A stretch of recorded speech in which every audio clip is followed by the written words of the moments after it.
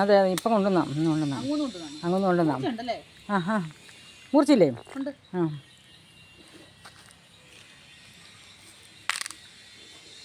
കിൻഡൽ കപ്പയാണേ.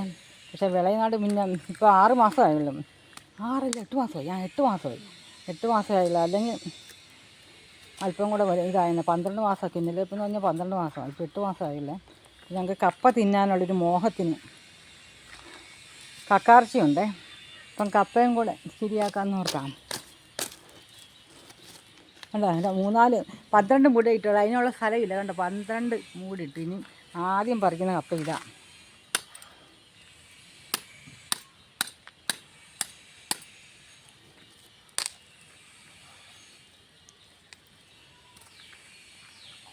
കിൻഡൽ കപ്പയുടെ കമ്പായിരുന്നതാണ്. പിന്നെ അതെ കിൻഡൽ കപ്പയുടെ തണ്ടായിരുന്നു.